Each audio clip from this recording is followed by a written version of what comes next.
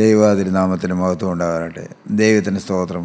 യേശുക്രിസ്തുവിൻ്റെ വചനം ധ്യാനിക്കുവാൻ ഒരവസരം കൂടി നമുക്ക് കർത്താവ് തന്നിരിക്കുന്നു. ദൈവത്തിന് സ്തോത്രം. ഈ ഭൂമിയിൽ മനുഷ്യൻ ജീവിക്കുമ്പോൾ ശരിയായ ഒരു മാനസാന്തരത്തിൻ്റെ അനുഭവത്തിൽ ജീവിച്ച് മാനസാന്തരത്തിൻ്റെ അനുഭവത്തിൽ ഈ ഭൂമിയിൽ നിന്ന് കടന്നു പോകുവാൻ ഒരു മനുഷ്യന് ഭാഗ്യം ലഭിക്കണം. അതാണ് ഒരു മനുഷ്യൻ്റെ ജീവിതത്തിൽ ലഭിക്കുന്ന ഏറ്റവും വലിയ ഭാഗ്യം. ഈ ഭൂമിയിൽ എന്തെല്ലാം ഉണ്ടെന്നുള്ളതല്ല, ലോകത്തിൽ എന്തെല്ലാം സമ്പാദ്യമുണ്ടെന്നുള്ളതല്ല, കടന്നു പോകുമ്പോൾ ഒരു മാനസാന്തരത്തിൻ്റെ അനുഭവത്തിൽ ഒരു മനുഷ്യന് കടന്നു പോകാൻ കഴിയണം. അതാണ് ദൈവം മനുഷ്യനെക്കുറിച്ച് ആഗ്രഹിക്കുന്നത്. തിരുവചനത്തിൽ നിന്ന് ഒരു വാക്യം നമുക്ക് വായിച്ചേക്കാം.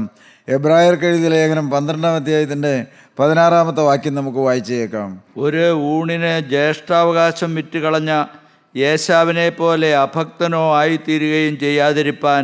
ഒരു ഊണിന് ജ്യേഷ്ഠാവകാശം വിറ്റുകളഞ്ഞ യേശാവിനെ പോലെ അഭക്തനായി തീരാതിരിപ്പാൻ കരുതിക്കൊള്ളുവീൻ. ഒരു മുന്നറിയിപ്പാണ് അവിടെ രേഖപ്പെടുത്തി വച്ചിരിക്കുന്നത്. ഒരു ഊണിന് ജ്യേഷ്ഠാവകാശം വിറ്റുകളഞ്ഞ ഈ വലിയ നഷ്ടം ജീവിതത്തിൽ സമ്പാദിച്ച ഒരു വ്യക്തിയെക്കുറിച്ചാണ് അവിടെ രേഖപ്പെടുത്തി വച്ചിരിക്കുന്നത്. ദൈവത്തിൻ്റെ സ്തോത്രം. യേശാവ് ഒരു ഊണിന് ജ്യേഷ്ഠാവകാശം വിറ്റുകളഞ്ഞു എന്ന്. അതിൻ്റെ താഴോട്ട് വായിക്കാം. അവൻ പിന്നത്തേതിൽ അനുഗ്രഹം ലഭിപ്പാൻ ആഗ്രഹിച്ചു, കണ്ണുനീരോടെ അപേക്ഷിച്ചു. അവൻ പിന്നത്തേതിൽ അനുഗ്രഹം ലഭിപ്പാൻ ആഗ്രഹിച്ചു, കണ്ണുനീരോടെ അപേക്ഷിച്ചിട്ടും തള്ളപ്പെട്ടു പോയി. അവന് അനുതാപം വന്നില്ല, മാനസാന്തരം വന്നില്ല. താഴോട്ട് വായിക്കുമ്പോൾ നാം കാണുന്നുണ്ട്, മാനസാന്തരത്തിന് ഇട കണ്ടില്ല എന്ന്. ദൈവത്തിൻ്റെ സ്തോത്രം. മാനസാന്തരത്തിന് ഇട കിട്ടിയില്ല, അല്ലെങ്കിൽ ശരിയായ മാനസാന്തരം പ്രാപിക്കാൻ യേശാവിന് കഴിഞ്ഞില്ല എന്ന്. ദൈവത്തിൻ്റെ സ്തോത്രം. ഉൽപ്പത്തി പുസ്തകത്തിൽ നാം വായിക്കുന്നുണ്ട്, യാക്കോബ് അനുഗ്രഹമെല്ലാം തട്ടിക്കൊണ്ടുപോയി കഴിയുമ്പോൾ യേശാവ് വന്ന് അപ്പൻ്റെ മുമ്പിൽ കെഞ്ചുകയാണ്, അപ്പ എന്നെയും കൂടെ അനുഗ്രഹിക്കണമേ, നിനക്ക് ഒരനുഗ്രഹം മാത്രമേ ഉള്ളൂ എന്ന്. ദൈവത്തിൻ്റെ സ്തോത്രം. പ്രിയപ്പെട്ട യേശാവ് ജ്യേഷ്ഠാവകാശം വിലയില്ലാത്തതാക്കി കളഞ്ഞ ഒരു വ്യക്തിയാണ്. ഈ ജ്യേഷ്ഠാവകാശം എനിക്ക് എന്തിന് എന്ന് ചോദിച്ച വ്യക്തിയാണ്. പ്രിയപ്പെട്ടവർ, എന്നാൽ പുതിയ നിയമത്തിൽ രേഖപ്പെടുത്തി വെച്ചിരിക്കും, പിന്നത്തേതിൽ മാനസാന്തരപ്പെടുവാൻ ഇടകിട്ടാതെ കടന്നുപോയി എന്ന്. ദൈവത്തിൻ്റെ സ്തോത്രം. തിരുവചനം നാം പഠിക്കുമ്പോൾ ശരിയായ മാനസാന്തരം ലഭിക്കാത്ത പല വ്യക്തികളെക്കുറിച്ചും തിരുവചനത്തിൽ രേഖപ്പെടുത്തിയിട്ടുണ്ട്. മുന്നൊരു പ്രാവശ്യം നാം ചിന്തിച്ചിരുന്നു ആദ്യത്തെ ഇസ്രായേലിൻ്റെ രാജാവായിരുന്ന ശൗലിനെ കുറിച്ച്. ദൈവത്തിൻ്റെ സ്തോത്രം. ശൗൽ രാജാവിന് അനുതാപം വന്നില്ല ശരിയായിട്ട്, എന്നാൽ പാപം ചെയ്തു പോയി എന്ന് ശമൂവേൽ പ്രവാചകൻ്റെ മുമ്പിൽ താൻ സമ്മതിക്കുന്നുണ്ട്. എന്നാൽ ആ പാപത്തിൻ്റെ ഗൗരവമോ ശരിയായൊരു അനുതാപമോ മാനസാന്തരമോ ജീവിതത്തിൽ വരാൻ കഴിയാതെ ദൈവസന്നിധിയിൽ നിന്ന് തള്ളപ്പെട്ടു പോയി എന്ന്. ദൈവത്തിൻ്റെ സ്തോത്രം. പുതിയ നിയമത്തിലേക്ക് വരുമ്പോൾ നാം വായിക്കുന്നുണ്ട്, നമ്മുടെ കർത്താവിൻ്റെ കൂടെ നടന്ന, കർത്താവ് തിരഞ്ഞെടുത്ത അപ്പോസ്തലന്മാരിൽ ഒരുവനായ യൂദായെക്കുറിച്ച്. ദൈവത്തിൻ്റെ സ്തോത്രം. യോഹന്നാൻ്റെ സുവിശേഷം 17-ാം അധ്യായത്തിൻ്റെ 12-ാമത്തെ വാക്യം വായിക്കുമ്പോൾ അവിടെ കർത്താവ് തന്നെ പറയുന്നുണ്ട്. വായിക്കാം നമുക്ക്. അവരോടുകൂടി ഇരുന്നപ്പോൾ ഞാൻ അവരെ നീ എനിക്ക് തന്നിരുന്ന നിന്റെ നാമത്തിൽ കാത്തുകൊണ്ടിരുന്നു. ദൈവത്തിന് സ്തോത്രം. കർത്താവ് ആ മഹാപുരോഹിത പ്രാർത്ഥനയിൽ പ്രാർത്ഥിക്കുകയാണ്, പിതാവേ, അവരോടുകൂടെ, എൻ്റെ പ്രിയപ്പെട്ട ശിഷ്യന്മാരോടുകൂടെ ഞാൻ ഇരുന്നപ്പോൾ നീ എനിക്ക് തന്ന അവരെ ഞാൻ നിന്റെ നാമത്തിൽ ഞാൻ കാത്തുകൊണ്ടിരുന്നു. ഞാൻ അവരെ സൂക്ഷിച്ചു. തിരുവെഴുത്തിന് നിവർത്തി വരേണ്ടതിന് ആ നാശയോഗ്യനല്ലാതെ അവരിൽ ആരും നശിച്ചു പോയിട്ടില്ല. ദൈവത്തിന് സ്തോത്രം. തിരുവെഴുത്തിന് നിവർത്തി വരേണ്ടതിന് ആ നാശയോഗ്യനല്ലാതെ അവരിൽ ആരും നശിച്ചു പോയിട്ടില്ല എന്ന് കർത്താവ് പറയുകയാണ്.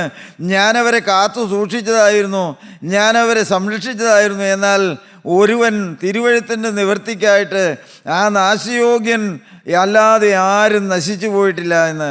യൂദായെക്കുറിച്ച് കർത്താവ് പറയുന്നത് നാശയോഗ്യനായി പോയി എന്നാണ്. ദൈവത്തിൻ്റെ സ്തോത്രം. പ്രിയപ്പെട്ടവരെ, യേശുക്രിസ്തുവിനോട് കൂടെയാണ് നടന്നത്, പ്രിയപ്പെട്ട ശിഷ്യന്മാരോട് കൂടെയാണ് നടന്നത്. ദൈവത്തിൻ്റെ സ്തോത്രം. നിത്യവും ജീവൻ്റെ വചനവും സ്വർഗത്തിലെ ആലോചനകളും കേട്ടാണ് യൂദ നടന്നത്. എന്നാൽ അവസാനമായപ്പോൾ കർത്താവ് അവനെക്കുറിച്ച് പറയുകയാണ്, ആ നാശയോഗ്യൻ അവൻ നഷ്ടപ്പെട്ടു പോയി എന്ന്, അവൻ തകർന്നു പോയി എന്ന്. ദൈവത്തിൻ്റെ സ്തോത്രം. അവൻ എത്തേണ്ടിടത്ത് എത്താതെ പോയി എന്ന്. ദൈവത്തിൻ്റെ സ്തോത്രം. പ്രിയപ്പെട്ടവരെ, തിരുവചനം നാം വായിക്കുമ്പോൾ നമ്മുടെ ജീവിതത്തിൽ ഭയപ്പാടുളവാക്കേണ്ട കാര്യങ്ങളാണിതെല്ലാം. കാരണം നാം ഏതിനോടെല്ലാം ചേർന്ന് നിന്നു, ആരോടെല്ലാം ചേർന്ന് നിന്നു, എത്ര കാലം ദൈവത്തിൻ്റെ വേലയോടും ദൈവമക്കളോടുമെല്ലാം ചേർന്ന് നടന്നിട്ടും അവസാനമായപ്പോൾ യേശുക്രിസ്തു പറഞ്ഞത് ഞാനവരെ കാത്തുകൊണ്ടിരുന്നു, എന്നാൽ ആ നാശയോഗ്യൻ അവൻ നഷ്ടപ്പെട്ടു പോയി എന്ന്. ദൈവത്തിൻ്റെ സ്തോത്രം. പ്രിയപ്പെട്ടവരെ, യൂദായുടെ ചരിത്രം നാം പഠിക്കുമ്പോൾ അത് ദുഃഖപര്യവസായിയായി തീർന്നു പോയതായിട്ട് നാം കാണുന്നുണ്ട്. ദൈവത്തിൻ്റെ സ്തോത്രം. കർത്താവിനോട് കൂടെ നടന്നുവെങ്കിലും അവൻ എത്തേണ്ടിടത്ത് എത്തിയില്ല. ദൈവത്തിൻ്റെ സ്തോത്രം. അവൻ പ്രാപിക്കേണ്ടത് കർത്താവിൽ നിന്ന് പ്രാപിച്ചില്ല. ദൈവത്തിൻ്റെ ദൈവമക്കളെ, നമ്മുടെ ജീവിതത്തിലേക്കും തിരിഞ്ഞു നോക്കണം. നാം ജീവൻ്റെ വചനത്തോടും സ്വർഗത്തിലെ ആലോചനകളോടും നിരന്തരം ചേർന്ന് നിൽക്കുന്നുണ്ടെന്നാൽ നമ്മുടെ ജീവിതത്തിൽ നാം നേടേണ്ടത് നേടിയിട്ടുണ്ടോ? ഈ ആയുസ്സിൽ നാം പ്രാപിക്കേണ്ടത് നാം പ്രാപിച്ചിട്ടുണ്ടോ എന്ന് നാം തിരിഞ്ഞു നോക്കേണ്ടതാണ്. ദൈവത്തിൻ്റെ സ്തോത്രം. ആരോടെല്ലാം കൂടെ നടന്നു എന്നുള്ളതല്ല, നാം യേശുക്രിസ്തുവിനോട് കൂടെയാണോ? യേശുക്രിസ്തു നമ്മുടെ ഹൃദയത്തിൽ വസിക്കുന്നുണ്ടോ? യേശുക്രിസ്തുവിൻ്റെ പിന്നാലെയാണോ നാം യാത്ര ചെയ്യുന്നതെന്ന്. ദൈവത്തിന് സ്തോത്രം. കർത്താവ് വേദനയോടെയാണ് പറഞ്ഞത്, തിരുവെഴുത്ത് നിവൃത്തിയാകേണ്ടതിന് ആ നാശയോഗ്യതനല്ലാതെ അവരിൽ ആരും നശിച്ചു പോയിട്ടില്ല എന്ന്. ദൈവത്തിന് സ്തോത്രം. യൂദ നശിച്ചു പോയി എന്ന് കർത്താവ് വളരെ വേദനയോടെയാണ് അവിടെ രേഖപ്പെടുത്തി വെച്ചിരിക്കുന്നത്. പ്രിയപ്പെട്ടവരെ, ശരിയായ അനുതാപത്തിൽ നിന്നുള്ള പാപത്തിൻ്റെ ഏറ്റുപറച്ചിൽ, അതാണ് ദൈവം മനുഷ്യനെക്കുറിച്ച് ആഗ്രഹിക്കുന്നത്. പഴയ നിയമത്തിൽ നാം വായിക്കുന്നുണ്ട്, ദാവീദ് രാജാവ്, ഇസ്രായേലിലെ രണ്ടാമത്തെ രാജാവായ ദാവീദിൻ്റെ ജീവിതത്തിൽ പാപം വന്നു എന്ന് പരിശുദ്ധാത്മാവ് പ്രവാചകനിലൂടെ ദാവീദിനോട് കർശനമായി സംസാരിച്ചപ്പോൾ ദാവീദിന് എളിമപ്പെടാൻ കഴിഞ്ഞു. സിംഹാസനത്തിൽ നിന്ന് താഴെ ഇറങ്ങിയിരിക്കാൻ കഴിഞ്ഞു. ദൈവമക്കളെ, ഞാൻ രാജാവാണ്, എനിക്ക് പദവിയുണ്ട് എന്നുള്ള ആ ചിന്തയെല്ലാം വെച്ചിട്ട് പ്രിയപ്പെട്ടവരെ, ദാവീദ് തൻ്റെ പാപം ഏറ്റുപറഞ്ഞു. നാം വായിക്കുന്നുണ്ട് 2 ശമൂവേൽ 12-ാം അധ്യായത്തിൻ്റെ 7-ാമത്തെ വാക്യം നമുക്ക് വായിച്ചു കേൾക്കാം. ദൈവത്തിന് സ്തോത്രം. ദാവീദ് തൻ്റെ ജീവിതത്തിൽ എണ്ണപ്പെട്ട പാപത്തിൽ അകപ്പെട്ടു പോയി എന്ന് നാഥാൻ പ്രവാചകൻ വന്ന് ദാവീദിനോട് സംസാരിച്ച് കഴിയുമ്പോൾ പ്രിയപ്പെട്ടവരെ, ദാവീദ് എളിമപ്പെട്ടു എന്നാണ് അവിടെ രേഖപ്പെടുത്തി വച്ചിരിക്കുന്നത്. ദൈവത്തിൻ്റെ സ്തോത്രം. നാഥാൻ ദാവീദിനോട് പറഞ്ഞത്, ആ മനുഷ്യൻ നീ തന്നെ ഇസ്രായേലിന്റെ ദൈവമായ യഹോവ ഇപ്രകാരം അരുളിച്ചെയ്യുന്നു. ദൈവത്തിന് സ്തോത്രം. പ്രവാചകൻ ദാവീദിനോട് കർശനമായിട്ടാണ് ഇടപെട്ടത്. ദൈവത്തിന് സ്തോത്രം. ആ പാപം ചെയ്ത മനുഷ്യൻ നീ തന്നെയാണെന്ന് ദാവീദിൻ്റെ മുഖത്ത് നോക്കി പറയുമ്പോൾ ദൈവത്തിന് സ്തോത്രം, ദാവീദിന് പാപബോധം ലഭിച്ചു. അതിൻ്റെ 13-ാമത്തെ വാക്യം നമുക്ക് വായിച്ചേക്കാം. ദാവീദ് നാഥാനോട്, ഞാൻ യഹോവയോട് പാപം ചെയ്തിരിക്കുന്നു എന്ന് പറഞ്ഞു. ദൈവത്തിന് സ്തോത്രം. നാഥാൻ പ്രവാചകന് മുമ്പിൽ വെച്ച് ദാവീദ് പറയുകയാണ്, ഞാൻ യഹോവയോട് പാപം ചെയ്തിരിക്കുന്നു എന്ന്. ദൈവമക്കളെ, ദാവീദിൻ്റെ ആ ഹൃദയത്തിൽ നിന്ന് വന്ന പാപം, അനുതാപം, പാപം മൂലമുള്ള അത് ദൈവസന്നിധിയിൽ അംഗീകരിക്കപ്പെട്ടതായി തീർന്നു എന്ന് നാം തിരുവചനത്തിൽ വായിക്കുന്നുണ്ട്. ദൈവത്തിന് സ്തോത്രം. പലരും പാപം ഏറ്റുപറയുന്നുണ്ട് എങ്കിലും അത് ദൈവസന്നിധിയിൽ മാനസാന്തരമായി പരിണമിക്കുന്നില്ല എന്ന്. കൊരിന്ത്യർക്ക് എഴുതിയ 2-ാമത്തെ ലേഖനം 7-ാം അധ്യായത്തിൻ്റെ 10-ാമത്തെ വാക്യം നമുക്ക് വായിച്ചു കേൾക്കാം. ദൈവമക്കളെ, എല്ലാ ദുഃഖവും അല്ലെങ്കിൽ എനിക്ക് തെറ്റ് പറ്റിപ്പോയി എന്നുള്ള എല്ലാ ചിന്തകളും അത് മാനസാന്തരമായി തീരുന്നില്ല എന്ന് അപ്പോസ്തലൻ അവിടെ രേഖപ്പെടുത്തി വെച്ചിട്ടുണ്ട്. 2 കൊരിന്ത്യർ 7:10. ദൈവഹിതപ്രകാരമുള്ള ദുഃഖം അനുതാപം വരാത്ത മാനസാന്തരത്തെ രക്ഷയ്ക്കായി ഉളവാക്കുന്നു. ദൈവത്തിൻ്റെ സ്തോത്രം. ദൈവഹൃതപ്രകാരമുള്ള ദുഃഖം, പ്രിയപ്പെട്ടവരെ, അനുതാപം വരാത്ത ദുഃഖത്തെ മാനസാന്തരത്തിലേക്ക് നടത്തുന്നുവെന്ന്. ദൈവത്തിൻ്റെ സ്തോത്രം. ദൈവത്തിന് പ്രസാദമായുള്ള അനുതാപം നമ്മുടെ ജീവിതത്തിൽ വരണം.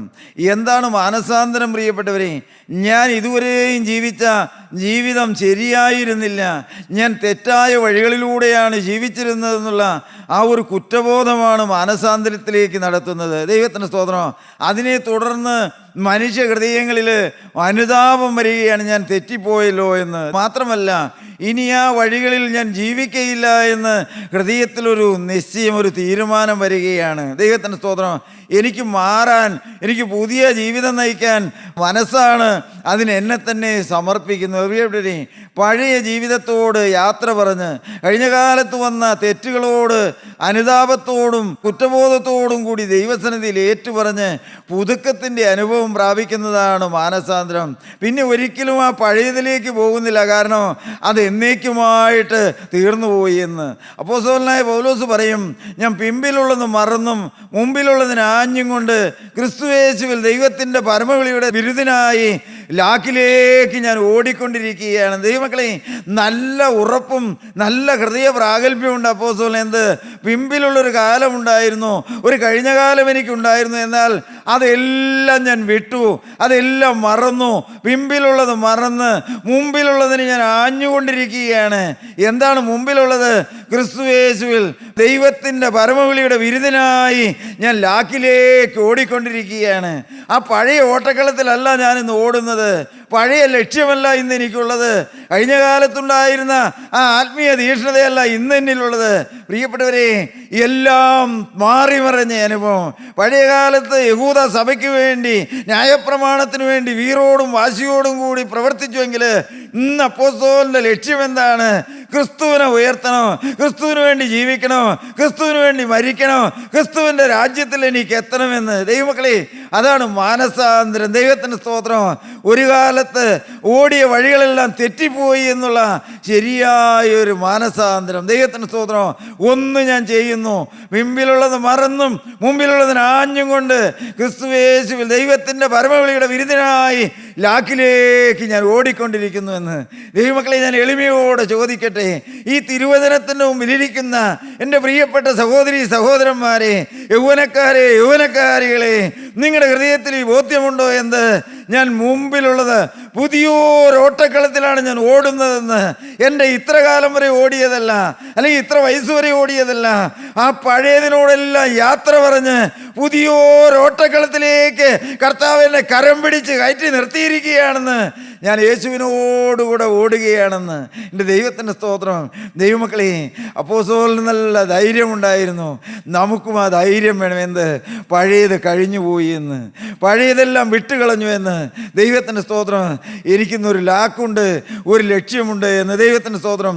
പ്രിയപ്പെട്ട യൂദ കർത്താവിനോട് കൂടെ നടന്നുവെങ്കിലും യൂദായുടെ ഹൃദയത്തിൽ ഈ ലോകമായിരുന്നു. തിരുവചനത്തിൽ നാം വായിക്കുന്നുണ്ട്, പണസഞ്ചി യൂദായുടെ കയ്യിലായിരുന്നു എന്ന്. ദൈവത്തിൻ്റെ സ്തോത്രം. മത്തായിയുടെ സുവിശേഷം 26-ാം അധ്യായത്തിൻ്റെ 14-ാമത്തെ വാക്യം നമുക്ക് വായിച്ച് കേൾക്കാം. അന്ന് പന്തിരുവരുത്തനായ യൂദാ ഇസ്കറിയോത്താവ് മഹാപുരോഹിതന്മാരുടെ അടുക്കൽ ചെന്നു, നിങ്ങൾ എന്തു തരും? ദൈവമക്കളെ, മഹാപുരോഹിതന്മാരുടെ അരികിൽ രഹസ്യത്തിൽ കർത്താവിൻ്റെ പ്രിയ ശിഷ്യനായി യൂദ ചെന്നു. യൂദ ചോദിക്കുകയാണ്, എന്ത്? നിങ്ങൾ എന്ത് തരുമെന്ന്? ഞാൻ ഈ യേശുവിനെ നിങ്ങൾക്ക് കാണിച്ചു തരാം, നിങ്ങൾ എനിക്ക് എന്ത് തരുമെന്ന്. ദൈവമക്കളെ, ഇന്ന് അനേകരുടെ ഹൃദയത്തിലുള്ള ഒരു ചിന്തയാണ്, എനിക്ക് എന്ത് കിട്ടും, എനിക്ക് എന്ത് തരും. പ്രിയപ്പെട്ടവർ, ഈ ലോകത്തിലെ ചിന്തകളാണ് അനേകരുടെ ഹൃദയത്തിലുള്ളത്.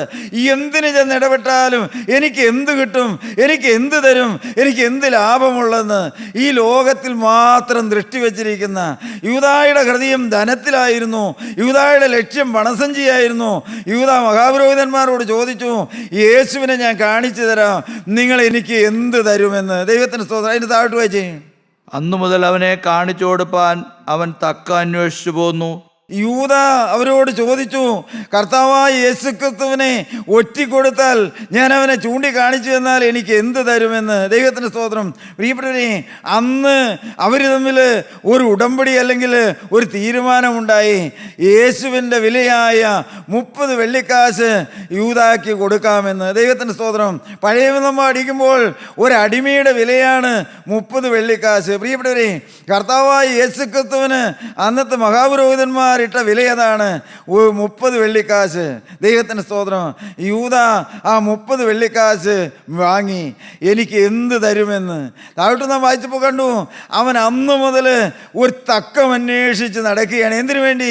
തൻ്റെ ഗുരുവിനെ ഒറ്റിക്കൊടുക്കുവാൻ. ദൈവത്തിൻ്റെ സ്തോത്രം. ദൈവമക്കളെ, ഇന്നത്തെ ലോകത്തിലേക്ക് നോക്കിയാൽ മനുഷ്യൻ വൈരാഗ്യം തീർക്കുവാൻ, ഇഷ്ടക്കുറവ് തീർക്കുവാൻ, പ്രിയപ്പെട്ടവരെ മറ്റുള്ളവരെ ഉപദ്രവിക്കുവാനെല്ലാം തക്കമന്വേഷിച്ച് നടക്കുന്ന ഒരു തലമുറയിലാണ് നാം ജീവിക്കുന്നത്. ദൈവത്തിന് സ്തോത്രം. മറ്റുള്ളവർക്ക് നന്മ വരണമെന്നല്ല, ഒരു തക്കമന്വേഷിക്കുകയാണ് അവനെ ഉന്തി വീഴ്ത്താൻ, അവനെ തള്ളിമറിച്ചിടാൻ, അവന് അപവാദം വരുത്തുവാൻ, അവന് വേണ്ടി പരദൂഷണം പറയുവാൻ. ദൈവത്തിന് സ്തോത്രം. യൂദ അന്നു മുതൽ അന്വേഷിക്കുകയാണ് ഒരു തക്കം, ഒരു തരം കിട്ടിയിട്ട് ഈ കർത്താവിനെ അവർക്ക് ഒറ്റിക്കൊടുക്കണമെന്ന്. ദൈവത്തിന് സ്തോത്രം.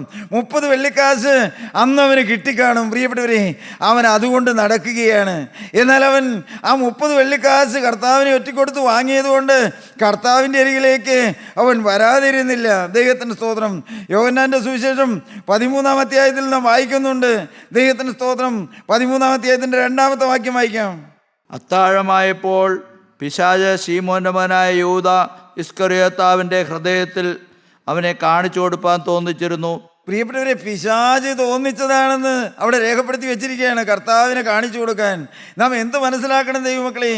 എല്ലാ ആലോചനകളും ദൈവത്തിൽ നിന്നാണെന്നോ ദൈവികമാണെന്നോ നാം ചിന്തിച്ച് നോക്കരുത്. നമ്മുടെ ഹൃദയത്തിൽ വരുന്ന എല്ലാം ദൈവത്തിൻ്റെ ആലോചനയാണെന്ന് ഒരിക്കലും നാം ചിന്തിച്ച് മുമ്പോട്ട് പോകരുത്. യൂദായുടെ ഹൃദയത്തിൽ പിശാച് തോന്നിച്ചതായിരുന്നു. ദൈവത്തിന് സ്തോത്രം. ദൈവമക്കളെ, നമ്മുടെ ഹൃദയത്തിൽ വരുന്ന ആലോചനകൾ, ആഗ്രഹങ്ങൾ, അതെല്ലാം ദൈവസന്നിധിയിൽ വെച്ച് നാം പ്രാർത്ഥിക്കണം. കർത്താവേ, ഇത് നിന്റെ ഹിതമാണോ, നിന്റെ പരിശുദ്ധാത്മാവ് പ്രസാദിക്കുന്നതാണോ എന്ന്. യൂദായുടെ ഹൃദയത്തിൽ പിശാച് തോന്നിച്ചിരുന്നു. ദൈവത്തിൻ്റെ സ്തോത്രം. ദൈവമക്കളെ, അവൻ പിന്നെയും ശിഷ്യന്മാരോടും കർത്താവിനോടും കൂടെയുള്ള കൂട്ടായ്മയിൽ തന്നെയാണ് മുന്നോട്ട് പോകുമ്പോൾ നാം കാണുന്നത്. ഈ 30 വെള്ളിക്കാശ് അവൻ തൂക്കി വാങ്ങിയെങ്കിലും അവന് ഒരു സങ്കോചമോ ഒരു ഭയപ്പാടോ ഒന്നും കൂടാതെ പിന്നെയും അവൻ ആ കൂട്ടായ്മയിൽ ഇരിക്കുകയാണ്, കർത്താവിനോട് ചേർന്നിരിക്കുകയാണ്. 13-ാം അധ്യായത്തിൻ്റെ 10 മുതൽ നമുക്ക് വായിച്ചു കേൾക്കാം. ദൈവത്തിന് പ്രിയപ്പെട്ടവരെ, യൂദ കർത്താവിനോട് ചേർന്നാണ് നടക്കുന്നത്. വായിച്ചോ. യേശു അവനോട്, കുളിച്ചിരിക്കുന്നവന് കാലല്ലാതെ കഴുകുവാൻ ആവശ്യമില്ല. ദൈവത്തിന് സ്തോത്രം. പത്രോസ് അപ്പോസ്തലൻ അവസാന അത്താഴത്തിൽ കർത്താവ് ശിഷ്യന്മാരുടെ കാല് കഴുകിയ ശുശ്രൂഷയിൽ പത്രോസ് പറഞ്ഞു, നീ എന്നെ കഴുകരുത്, എൻ്റെ കാല് നീ ഒരിക്കലും കഴുകുകയില്ല എന്ന്. പ്രിയപ്പെട്ടവരെ, ദൈവത്തിന് സ്തോത്രം. കർത്താവ് പറഞ്ഞു, ഞാൻ നിന്നെ കഴുകിയില്ലെങ്കിൽ നിനക്ക് എന്നോടുകൂടെ പങ്കും ഓഹരിയുമില്ല എന്ന്. അപ്പോൾ അപ്പോസ്തലൻ പറഞ്ഞു, എന്നെ മുഴുവനായി ഒന്ന് കഴുകണമെന്ന്. അപ്പോഴാണ് കർത്താവ് പറഞ്ഞത്, കുളിച്ചിരിക്കുന്നവർക്ക് കാലല്ലാതെ മുഴുവനും കഴുകുവാൻ ആവശ്യമില്ല എന്ന്. അവൻ മുഴുവനും ശുദ്ധിയുള്ളവൻ, നിങ്ങൾ ശുദ്ധിയുള്ളവരാകുന്നു. കർത്താവ് പറയാണ് ശിഷ്യന്മാരെ നോക്കിയിട്ട്, നിങ്ങൾ ശുദ്ധിയുള്ളവരാകുന്നു. എല്ലാവരും അല്ലതാനും എന്ന്. എല്ലാവരുമല്ല, കർത്താവ് അവിടെ ചേർത്ത് പറയുകയാണ്, നിങ്ങൾ ശുദ്ധിയുള്ളവരാകുന്നു. എന്നാൽ ഈ എല്ലാവരും അല്ലതാനും. പ്രിയപ്പെട്ടവരെ, എന്താ കാരണം? യൂദ അവിടെ ഇരിക്കുന്നുണ്ട്, യൂദ അടുത്തിരിക്കുന്നുണ്ട്. അതുകൊണ്ടാണ് കർത്താവ് പറഞ്ഞത്, അവന് മനസ്സിലാകണമെങ്കിൽ മനസ്സിലാകട്ടെ എന്ന് കർത്താവ് ചിന്തിച്ചാണ് പറഞ്ഞത്, നിങ്ങളിൽ എല്ലാവരും ശുദ്ധിയുള്ളവരല്ല എന്ന്. ദൈവമക്കളെ, ഒരു കൂട്ടായ്മയിലാണ് ഇരിക്കുന്നത്, എല്ലാവരും ഒരേ സ്ഥലത്താണ് വചനം കേൾക്കുന്നത്, ഒരേ വായിൽ നിന്നാണ് വചനം കേൾക്കുന്നത്. എന്നാൽ കർത്താവ് പറയാണ്, നിങ്ങൾ എല്ലാവരും ശുദ്ധിയുള്ളവരല്ല എന്ന്. ദൈവത്തിന് സ്തോത്രം. പ്രിയപ്പെട്ടവരെ, നമ്മുടെ ജീവിതത്തിലേക്ക് നോക്കണം. നാം കേൾക്കുന്ന വചനം നമ്മെ ശുദ്ധീകരിക്കുന്നുണ്ടോ? നമ്മുടെ ഹൃദയത്തിൻ്റെ അവസ്ഥ നാം തിരിച്ചറിയുന്നുണ്ടോ? നിങ്ങൾ പുറകോട്ടെന്തെങ്കിലും തിരിഞ്ഞു നോക്കാറുണ്ടോ? എൻ്റെ ഹൃദയത്തിൽ പരിശുദ്ധാത്മാവ് വസിച്ചിട്ട് എനിക്ക് രൂപാന്തരം വരുന്നുണ്ടോ? കഴിഞ്ഞ കാലങ്ങളെക്കാൾ എനിക്ക് മാനസാന്തരത്തിൻ്റെ അനുഭവം കൂടിക്കൂടി വരുന്നുണ്ടോ? അതോ ഒരു കാലത്തുണ്ടായിരുന്ന ആ അനുഭവങ്ങളിൽ നിന്നെല്ലാം പുറകോട്ട് പോയിക്കൊണ്ടിരിക്കുകയാണോ എന്ന്. ദൈവത്തിന് സ്തോത്രം. യേശു പറഞ്ഞു, നിങ്ങൾ എല്ലാവരും ശുദ്ധിയുള്ളവരല്ല എന്ന്. ദൈവത്തിന് സ്തോത്രം. തിരുവചനം പഠിക്കുമ്പോൾ 2 വ്യക്തികളുടെ മുഖത്ത് നോക്കി മാത്രമേ വേദപുസ്തകത്തിൽ പറഞ്ഞിട്ടുള്ളൂ, ആ മനുഷ്യൻ നീ തന്നെയാണെന്ന്. ദൈവത്തിന് സ്തോത്രം. ഒന്ന് പഴയ നിയമത്തിൽ ദാവീദ് രാജാവിനോട് നാഥാം പ്രവാചകൻ പറഞ്ഞതാണ്, ആ മനുഷ്യൻ നീ തന്നെയാണെന്ന്. ദൈവത്തിന് സ്തോത്രം. പ്രിയപ്പെട്ടവരെ, പുതിയ നിയമത്തിലേക്ക് വരുമ്പോൾ കർത്താവായ യേശുക്രിസ്തു യൂദായോട് പറയുന്നുണ്ട്, അത് നീ തന്നെയാണ് എന്ന്.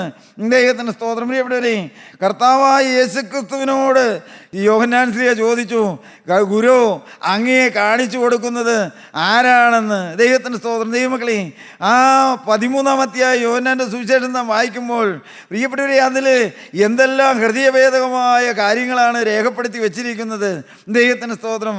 നാം വായിക്കുന്നുണ്ട്, അവസാനമായിട്ട് പ്രിയപ്പെട്ടവരെ കർത്താവിനെ കണ്ടുമുട്ടി കർത്താവിനോട് കൂടെ ഇരുന്ന ആ അത്താഴത്തിൽ ദൈവത്തിന് സ്തോത്രം. പ്രിയപ്പെട്ടവരെ, യേശുക്രിസ്തു ആദ്യമായി ഭൂമിയിൽ സ്ഥാപിച്ച പരിശുദ്ധമായ കുർബാന ഒന്നാമത് വാങ്ങിയത് യൂദയാണെന്ന് അവിടെ വായിക്കുമ്പോൾ നമുക്ക് മനസ്സിലാക്കാൻ കഴിയും. പ്രിയപ്പെട്ടവരെ, യൂദാക്ക് യേശുക്രിസ്തുവാണ് കുർബാന കൊടുത്തത്.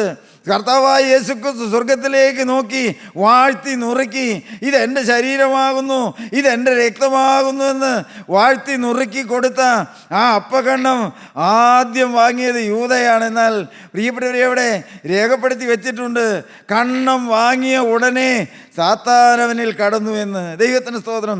ദൈവമക്കളെ, കൊടുത്തതാരാ?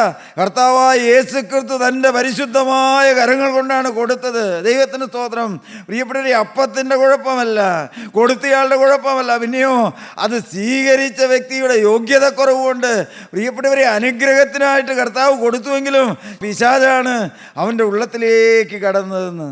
പ്രിയപ്പെട്ടവരെ, യേശു ക്രിസ്തുവിനെ മതിച്ച ആ വിലയായ 30 വെള്ളിക്കാശ് പഴയ നിയമത്തിൽ നാം വായിക്കുന്നുണ്ട്. സെക്കരിയ പ്രവാചകന്റെ പുസ്തകം 11-ാം അധ്യായത്തിൻ്റെ 12-ഉം 13-ഉം വാക്യങ്ങൾ നമുക്ക് വായിച്ചു കേൾക്കാം. സെക്കരിയ പ്രവാചകന്റെ പുസ്തകം 11-ാം അധ്യായത്തിൻ്റെ 12-ഉം 13-ഉം വാക്യങ്ങൾ.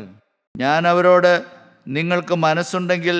പ്രിയപ്പെട്ടവരെ, പ്രവാചകനിലൂടെ യേശുക്രിസ്തു ജനിക്കുന്നതിന് അനേക വർഷങ്ങൾക്ക് മുമ്പ് രേഖപ്പെടുത്തി വെച്ചിരിക്കുകയാണ്. ഞാൻ അവരോട്, നിങ്ങൾക്ക് മനസ്സുണ്ടെങ്കിൽ എന്റെ കൂലി തരുവീൻ, എൻ്റെ കൂലി തരുവീൻ, ഇല്ലെന്ന് വരികിൽ തരേണ്ട എന്ന് പറഞ്ഞു.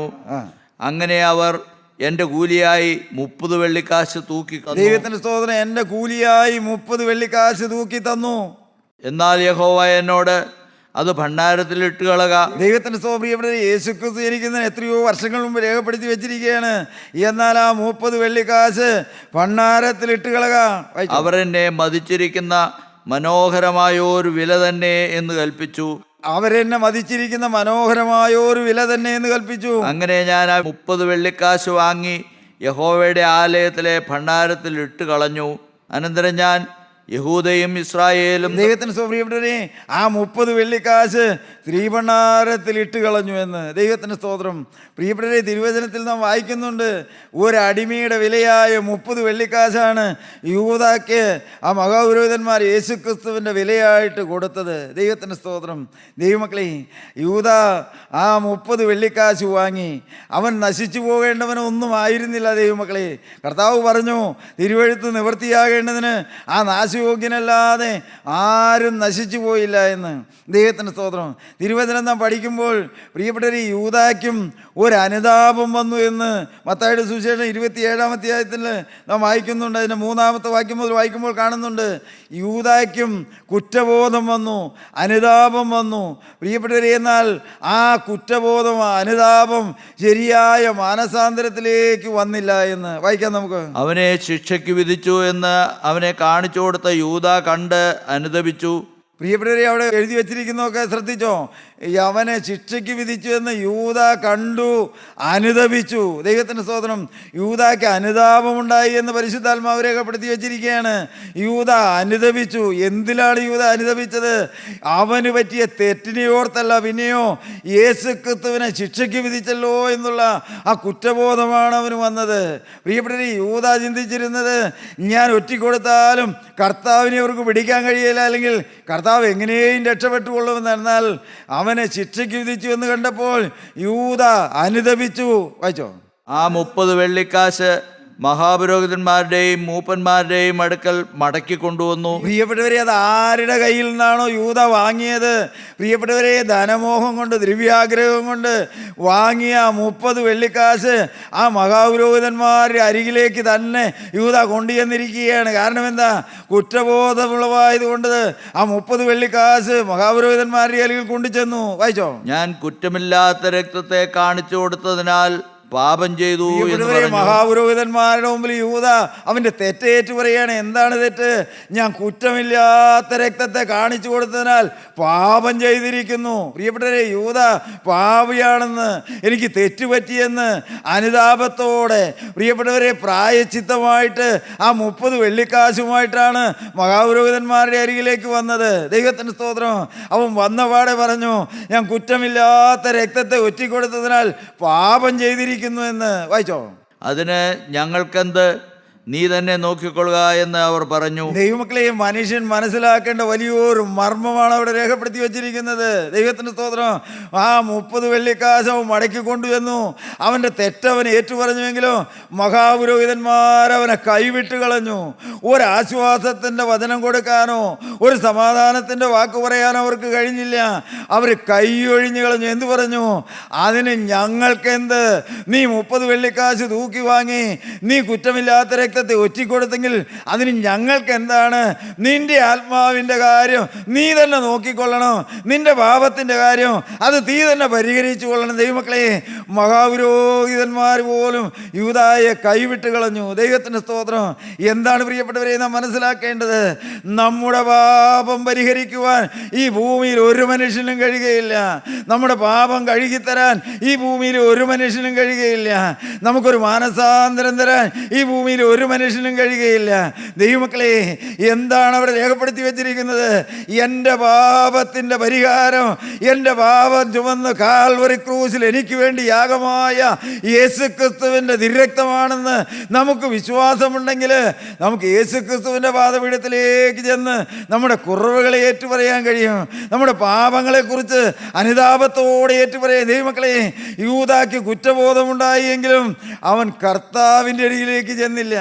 യൂദാക്ക് പറ്റിയ തെറ്റതാണ്. ദൈവമക്കളെ, ആ പാപമൊക്കെ എൻ്റെ കർത്താവ് അവന് ക്ഷമിച്ചു കൊടുത്തേനെ. കാരണം യൂദ ഗെത്സമനത്തോട്ടത്തിൽ കർത്താവിനെ കാണിച്ചു കൊടുക്കാൻ, ചുംബിക്കാൻ ചെല്ലുമ്പോഴും യേശു അവനെ വിളിച്ചത് എന്താ? സ്നേഹിത, നീ വന്ന കാര്യം എന്താണെന്ന്. വല്ല വൈരാഗ്യം യേശുവിൻ്റെ ഉള്ളിലുണ്ടോ? ദൈവമക്കളെ, നാം മനസ്സിലാക്കണം. ഈ എത്ര പാപം ചെയ്തവനെയും, ഒറ്റിക്കൊടുത്തവനെയും, കൊലപാതകം ചെയ്തവനെയും, മദ്യത്തിൻ്റെ അടിമയായവനെയും, വ്യഭിചാരത്തിലും കൊള്ളിവെപ്പിലും ജീവിച്ചു പോയവനെ, ലോകത്തിൻ്റെ എല്ലാ മ്ലേച്ഛതകളിലും ജീവിച്ചു പോയെങ്കിലും ദൈവത്തിലേ, നീ യേശുവിൻ്റെ അരികിലേക്ക് ചെന്നാൽ അവൻ നിന്നെ സ്നേഹിക്കുകയാണ്. അവൻ നിനക്ക് വേണ്ടിയാണ് കുരിശിൽ മരിച്ചത്. അവൻ യൂദായെ വിളിച്ചു, സ്നേഹിത, നീ വന്ന കാര്യം എന്തേ എന്ന്. ഇന്ന് ഈ തിരുവചനം കേൾക്കുന്ന എൻ്റെ പ്രിയപ്പെട്ടവരോട് യേശു ചോദിക്കുകയാണ്, മകനേ, നിനക്ക് എന്താണ് ആവശ്യമുള്ളത്? നിന്റെ ഹൃദയത്തിലെ നൊമ്പരത്തിൻ്റെ വിഷയങ്ങൾ എന്താണ്? നീ അഭിമുഖീകരിക്കുന്ന പ്രശ്നങ്ങൾ എന്താണ്? എൻ്റെ സഹോദര, നീ എത്ര വലിയ പാപിയാണെങ്കിലും എൻ്റെ യേശുവിൻ്റെ രക്തത്തിന് കഴുകാൻ കഴിയാത്ത ഒരു പാപമില്ല സഹോദര. നീ അത് വിശ്വസിച്ചാൽ നിനക്ക് മോചനമുണ്ട്. നിന്റെ പാപമെല്ലാം കുരിശിൻ്റെ വീട്ടിൽ ഇറക്കി വെച്ചിട്ട് എൻ്റെ യേശു കുരിശിൽ മരിച്ചത് എൻ്റെ പാപം ചുമന്നുകൊണ്ടാണെന്ന് യെശയ്യാ പ്രവാചകന്റെ പുസ്തകം പറയും. ദൈവത്തിൻ്റെ സ്തോത്രം. യഹോവ നമ്മുടെ എല്ലാവരുടെയും അകൃത്യം അവൻ്റെ മേൽ ചുമത്തി എന്ന്. ദൈവമക്കളെ, എൻ്റെയും നിങ്ങളുടെയും സർവ്വലോകത്തിൻ്റെ പാപവും യേശുക്രിസ്തുവിൻ്റെ മേൽ ചുമത്തി. ദൈവത്തിന് സ്തോത്രം. അവനെ തകർത്ത് കളയുവാൻ യഹോവയ്ക്ക് ഇഷ്ടം തോന്നി. എൻ്റെ ദൈവത്തിൻ്റെ സ്തോത്രം. ദൈവമക്കളെ, യൂദ കുറ്റബോധത്തോടെയാണ് വന്നത്. യൂദ തെറ്റുപറ്റിയെന്ന് ഏറ്റുപറഞ്ഞു.